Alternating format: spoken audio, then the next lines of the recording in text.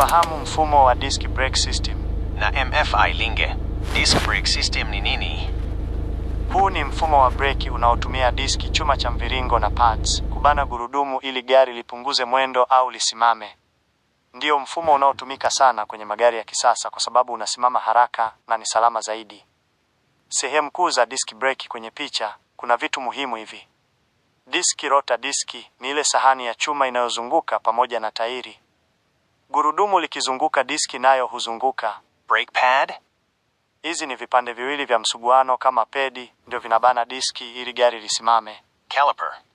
Hii ndio nyumba inayoshikilia pads. Na piston inafanya kazi ya kubana diski. Piston. Hii inasukumwa na mafuta ya breki, inasukuma brake pad kuelekea kwenye diski. Brake fluid, mafuta ya breki haya ndio husafirisha nguvu kutoka mguu wako hadi kwenye breki. Master cylinder. Hapa ndipo mafuta husukumwa unapokanyaga brake pedal. Mfumo unavyofanya kazi hatua kwa hatua. Unakanyaga brake pedal, mguu wako unasukuma pedal, nguvu inaenda kwenye master cylinder. Mafuta ya breki yanasukumwa, master cylinder inasukuma brake fluid ndani ya bomba. Mafuta haya hayasinyiki hydraulic pressure. Pressure inaenda kwenye kalipa. Mafuta yanafika kwenye piston ndani ya kalipa. Piston inasukuma brake pads. Piston inasukuma pads kuelekea diski. Pads zinabana diski, diski inayozunguka inabanwa, msuguano unatokea.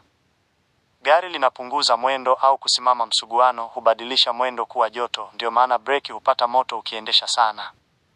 Mfano rahisi wa kuelewa, fikiria unazungusha sahani kwa mkono, halafu mtu anaibana kwa mikono miwili, itasimama brake pad, mikono, diski, sahani inayozunguka. Faida za disk breki: husimama haraka sana, hazipati fading kirahisi, hazichoki haraka, zinapoa haraka, nzuri hata wakati wa mvua. Dalili za disk breki mbovu: ukiona hizi breki zina shida, mlio wa kukwaruza, pads zimeisha, gari kutetemeka ukikanyaga breki, pedal kuwa laini sana, mafuta ya breki kupungua mara kwa mara.